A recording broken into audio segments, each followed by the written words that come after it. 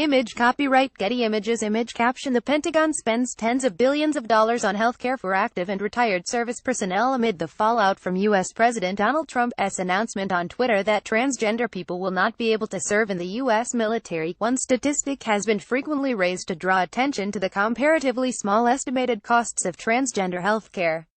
It refers to the amount the Pentagon spends on erectile dysfunction medication annually, about $84 million, 63 meters, according to the Military Times newspaper. In contrast, the Rand Corporation think tank estimated last year that gender transition-related healthcare costs for transgender personnel would increase the military's active-duty health budget by $8.4 million per year at the most.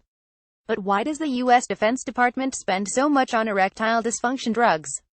Older retirees first. It is worth pointing out that the Military Times' February 2015 report based its figure on 2014 data from the Defense Health Agency. The spend of $84.2 million was for that year, but the newspaper also reported that $294 million had been spent on Viagra, Cialis and other such medications since 2011. It pointed out that this cost the equivalent of more than a few fighter jets. In 2014, some 1.18 meters prescriptions were filled, mostly for Viagra.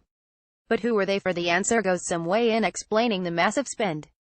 Image copyright Getty Images It is true that some of the erectile dysfunction medication went to active duty personnel, but the vast majority went to other groups eligible, including millions of military retirees and their family members.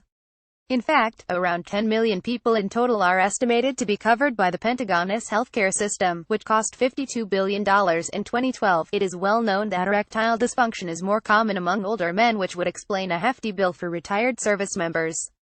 In fact, less than 10% of the prescriptions were for active-duty personnel, according to the Military Times.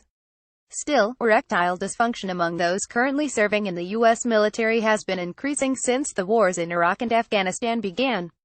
Psychological causes A 2014 study by the Armed Forces Health Surveillance Branch FHSB found that 100,248 cases of erectile dysfunction were diagnosed among active service members between 2004 and 2013, with annual incidence rates more than doubling in that time period.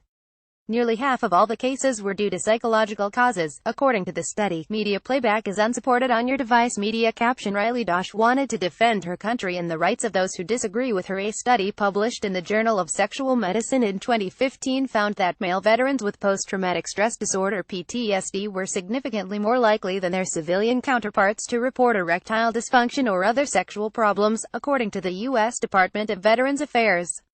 One study cited found that 85% of male combat veterans with PTSD report erectile dysfunction, nearly 4 times the rate among those returning from combat who are not diagnosed with a mental health disorder.